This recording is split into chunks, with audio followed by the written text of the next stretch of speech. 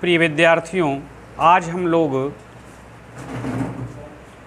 गणित की इस क्लास में कक्षा 10 त्रिकोणमिति के कुछ अनुप्रयोग से संबंधित प्रश्नावली 9.1 अध्याय में मात्र एक ही प्रश्नावली है, आप पूर्व से परिचित हैं। इसमें हम आप लोगों को प्रश्न संख्या 9 तक बता दिए थे। आज मैं 10वें प्रश्न को बताऊंगा। देखिए, इस अध्याय में 17 प्रश्न हैं और एक एक प्रश्न करके हम आप लोगों को पढ़ा रहा हूं कि जिससे आप अच्छे ढंग से इस अध्याय के प्रश्नों को आप समझ सकें और ये भविष्य में आपको काम आवे। तो प्रश्न संख्या 10 आज हम लोग समझेंगे। एक 80 मीटर चौड़ी सड़क के दोनों ओर आमने सामने समान लंबाई वाले दो खंभे लगे हुए हैं। इन दोनों खंभों के बीच सड़क के एक बिंदु से खंभों के शिखर के उन्नयन कोण क्रमशः 60 अंश और 30 अंश हैं। खंभों की ऊंचाई और खंभों से बिंदु की दूरी ज्ञात कीजिए। तो आप ये समझिए कि मैंने पूर्व में आप लोगों को यह बताया था कि ऊंचाई दूरी के प्रश्नों को या त्रिकोणमिति के कुछ अनुप्रयोग जिसे हम ऊंचाई दूरी से संबंधित मानते हैं, इन प्रश्नों को मैंने बताया कि हल करते समय प्रश्न को पढ़ा जाए।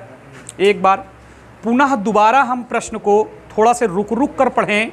जितनी बात पढ़ें उतनी बात अगर समझ में आ जाए तो उतना हम चित्र बना लें। और मैंने बताया कि चित्र अगर आपका सही बन गया तो प्रश्न का हल आपका संभव हो जाएगा, उसमें कोई दो राय नहीं होगी। तो जैसे दिया है कि एक 80 मीटर चौड़ी सड़क के, तो हम इतना पढ़ने पर ये बात समझ में आई कि एक सड़क है जो कि 80 मीटर चौड़ी है।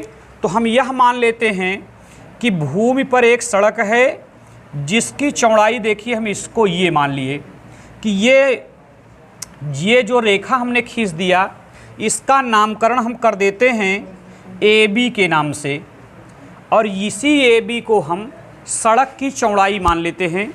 कितने मीटर? 80 मीटर। तो इसे हम 80 मीटर यहाँ पर शो कर देते हैं। चलिए, तो 80 मीटर चौड़ी हमने एक सड़क का निर्माण कर लिया AB के रूप में।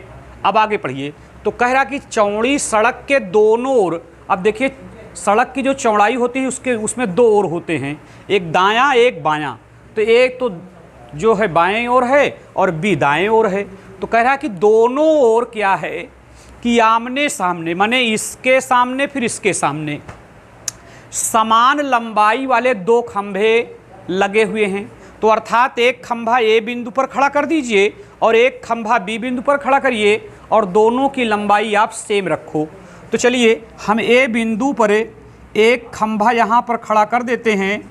इसका नामकरण हम BA, माने खंभे का नाम हम BA के नाम से कर सकते हैं या AB के नाम से कर सकते हैं, कुछ भी बीजीय अक्षरों में आप कुछ भी माने, कोई दिक्कत की बात नहीं है। चलिए अब दूसरी ओर B बिंदु पर भी एक खंभा खड़ा करिए और इसी लंबाई का।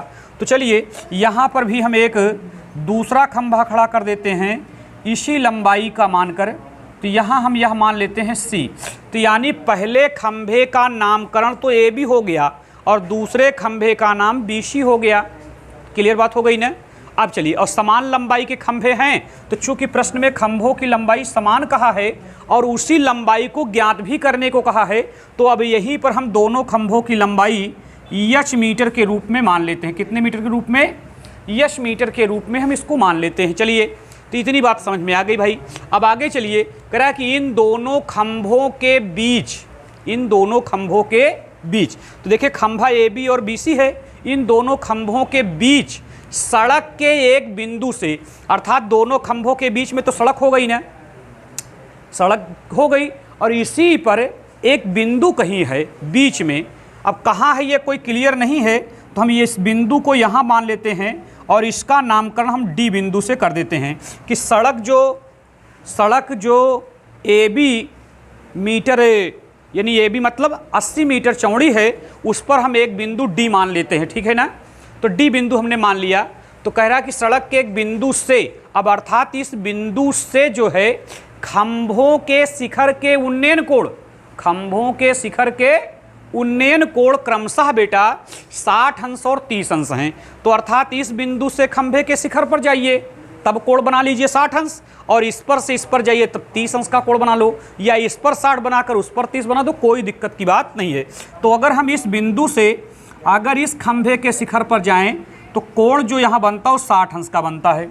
फिर अगर इसी बिंदु से हम इस खंभे के शिखर बिंदु पर जाएं तो ये जो कोण यहाँ बनने चल रहा है ये 30 अंश का कोण बनने चल रहा है। चूंकि वहाँ 60 बनाए तो यहाँ 30, या यहाँ 60 बना दो वहाँ 30, कोई दिक्कत की बात नहीं है। चलिए अब आगे पढ़िए। तो कह रहा है कि खंभों की ऊंचाई और खंभों से बिंदु की दूरी।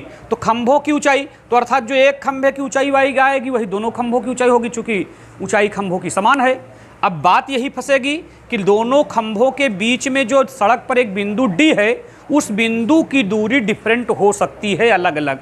चूंकि बीच में भले कहा है लेकिन एकदम क्लियर कट नहीं कहा है कि ये बिंदु ठीक बीच में है, ऐसी बात नहीं कहा रहा है। तो हम यह मान लेते हैं कि जो पहला खंभा तो हमने ए बी माना है, तो ए बी से ए बी जो खंभा हमने पहला माना है उस खंभे का पाद बिंदु हम क्या मान लेते हैं, ए। यहाँ ए माने हैं तो हम ए से सड़क पर स्थित जो बिंदु डी है इसकी दूरी हम पहले यक्स मान लेते हैं। क्या मान लेते हैं, यक्स।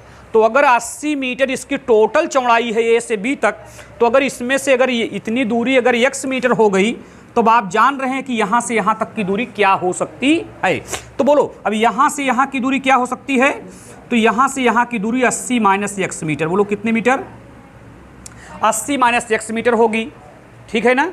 अब अगर आप अपना उत्तर जांच करना चाहें तो इस यक्स को और इसको जोड़ लें तो आपका 80 आ जाएगा। क्योंकि जब आप इस यक्स में 80 माइनस यक्स जोड़ेंगे तो यक्स से यक्स कट जाएगा, प्लस माइनस में 80 बचेगा, और 80 आना भी चाहिए अगर दोनों को जोड़ा जाए तो बात क्लियर हो गई ना। जैसे यहाँ पर ये समझ लो, अगर ये 80 माइनस यक्स की बात समझ में नहीं आती तो कि जैसे मान लो अगर यहाँ से लेकर यहाँ तक अगर 10 हो तो बोलो अब यहाँ से लेकर यहाँ तक कितना होगा, 70 होगा।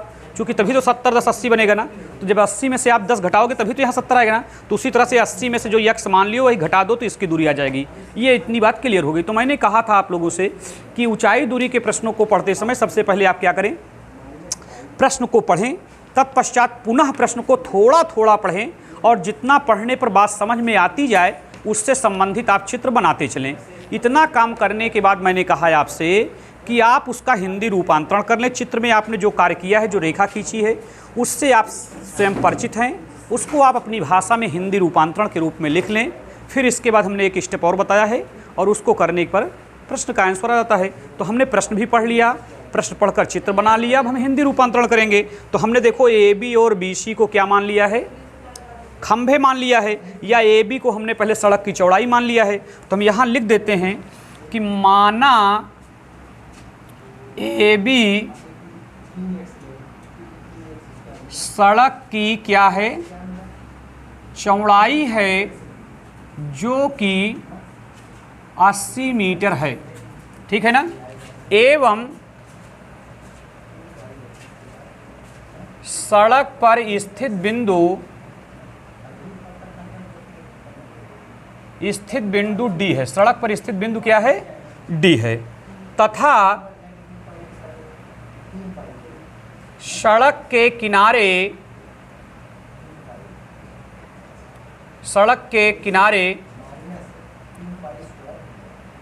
सड़क के दोनों ओर ए बी तथा बी सी दो समान लंबाई के खंभे हैं, समान लंबाई के खंभे हैं, ठीक, जो कि माना यश मीटर है, या यश मीटर है। हाँ, फिर हम लिखेंगे कि माना ए डी, हेलो, हाँ भैया, हाँ, दूसरी बेला में 3 से लेकिन स्थान वहाँ है जहाँ यहाँ नहीं, स्थान वहाँ रघुवीर के यहाँ पढ़ा जा रहा है। हाँ ठीक ठीक भैया। तो देखिए आप यहाँ पर सड़क पर स्थित एक बिंदु हमने डी मान लिया है, तो ए डी बराबर एक्स मीटर और डी बी बराबर 80 माइनस एक्स मीटर। चलिए ये इतनी बात क्लियर आपकी हो गई। यहाँ तो हमने प्रश्न पढ़ लिया, चित्र बना लिया, उसका हिंदी रूपांतरण भी लिख लिया, जो ज्ञात करना था, जो मानना था उसको मैंने मान भी लिया। अब मैंने बताया था कि अगर एक कोण प्रश्न में दिया होगा तो एक समीकरण से आंसर आएगा, और अगर दो दिया है तो दो समीकरण से, माने दो बार क्रिया करने पर आंसर आएगा। तो यहाँ 30 और 60 दो कोण दिए हैं प्रश्न में, तो दो समीकरणों से आपका आंसर आ जाएगा। तो चाहे आप पहले 60 से काम कर लें फिर 30 से काम करें, चाहे पहले 30 से करके फिर 60 से काम करें। तो यहाँ हम लिखते हैं कि समकोण त्रिभुज क्या, सी बी डी, सी फिर बी पर यहाँ समकोण बन रहा है तो हम डी तक चलेंगे। सी बी डी में हम लिखेंगे कोण क्या, सी लिखेंगे पहले, फिर डी पर 60 बना है तो पहले डी को ले लेते हैं, फिर हम बी को लेंगे बराबर 60 अंश से। तो अब आप यह देखें कि जो 60 अंश के सामने वाली भुजा BC होगी वो लंब का कार्य करेगी, और जो DB है वो आधार का कार्य करेगी। तो लंब बटा आधार से आप पूर्व में परिचित हैं कि ये tan का सूत्र होता है, तो इसके साथ 60 अंश दिया है तो 60 अंश लग जाएगा। तो BC कितना है, h मीटर, मैंने इसको मान रखा है, बटा DB को हमने 80 माइनस x मान रखा है। बराबर हम क्या लिखेंगे, tan 60 की वैल्यू √3 होती है, बटा 1 मान लेते हैं, त्रियक गुणा करने पर h बराबर 80 माइनस x, इसमें जब √3 से गुणा होगा तो √3 ऐसे लिख उठेगा। इसको हम समीकरण 1 की संज्ञा दे देंगे। इसके बाद हम देखिए दूसरे कोण से काम करेंगे, 30 अंश वाले से। तो हम यहाँ लिखेंगे कि पुनः समकोण त्रिभुज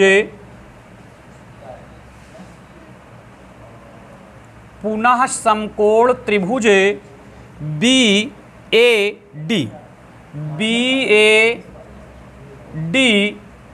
में कोण हम लिखेंगे BD पर 30 बना है तो उसको बीच में रखेंगे, BDA बराबर कितने अंश, 30 अंश से। तो अगर हम 30 अंश से देखें तो ये AB जो है ये लंब है, और बटा इसके लिए AD क्या है, आधार।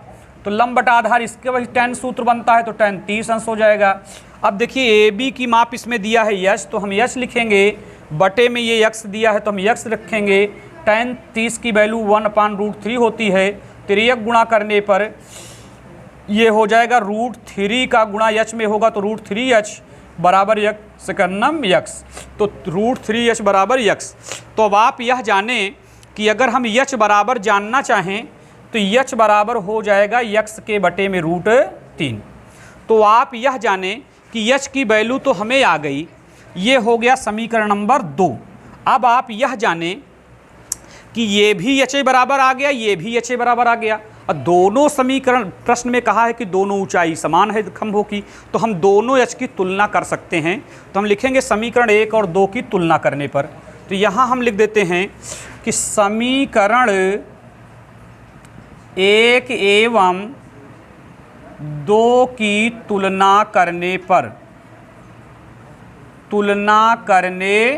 चूंकि दोनों में h बराबर लिखा है, तो समीकरण 1 में लिखा है 80 माइनस x √3 बराबर दूसरे में क्या लिखा है, x अपान √3। अब आप यह समझें कि √3 से इसमें गुणा हो जाएगा, तो √3 से गुणा होने का मतलब कि 80 माइनस x ये तो रहेगा ही, जब रूट का इससे गुणा होगा तो ये केवल 3 हो जाएगा, बराबर x ही रहेगा चूँकि बराबर x लिखा है। अब 3 से जब हम गुणा करेंगे तो ये 240 हो जाएगा, माइनस 3x बराबर कितना, x। तो हम 240 बराबर 3x यहाँ पक्षांतर कर लेंगे, ये 4x हो जाएगा, 4 से काट देंगे ये 60 बार जाएगा, चूँकि 4 छंग 24, तो 60 बराबर क्या होगा, x। तो x की वैल्यू यहाँ का क्या आ गई, 60 आ गई, x की वैल्यू क्या हो गई, 60 हो गई। तो x हमने किसको माना है, माने पहले खंभा जो AB है, खंभे का पाद बिंदु A है, ए से सड़क पर स्थित बिंदु की दूरी जो डी हमने माना है वो x माना है, तो पहले बिंदु ए से दूरी तो 60 मीटर हो गई और दूसरे से अगर जानना हो तो 20 मीटर होगी। तो हम यहाँ लिखेंगे इसलिए पहले बिंदु ए से डी की दूरी हम x माने हैं तो उसको हम 60 मीटर लिख सकते हैं। फिर लिखेंगे कि दूसरे बिंदु B से, अब देखो B से इसकी क्या दूरी है, तो B से D की दूरी हम क्या निकाल देंगे, आप यहाँ थोड़ा समझिए, 80 माइनस x है, तो 80 माइनस x की वैल्यू 60 है, तो आपका यहाँ 20 बच जाएगा। तो ये तो आपका आंसर आ गया। दोनों बिंदुओं माने दोनों खंभों के पाद बिंदु से सड़क के बीच में जो एक बिंदु D स्थित है उसकी दूरी तो हमने ज्ञात कर दिया। अब खंभों की ऊंचाई भी जानना है, चूंकि दोनों खंभों की ऊंचाई समान है, तो हम यहाँ लिखेंगे कि अब x की वैल्यू अब चाहे जहाँ रख दीजिए तो h का मान आ जाएगा। तो हम यहाँ लिख देते हैं इसलिए खंभे की ऊंचाई, तो खंभे की ऊंचाई, तो आप यह समझें कि चाहे इस वाले h से निकाल दें चाहे इस वाले से, तो h बराबर दिया है x/√3।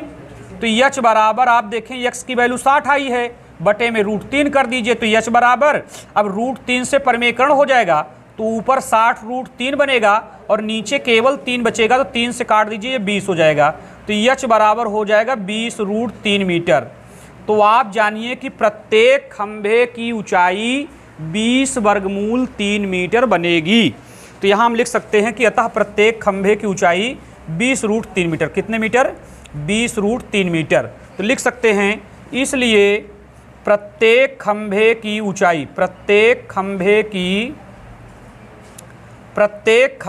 ऊंचाई हम लिख सकते हैं 20√3 मीटर।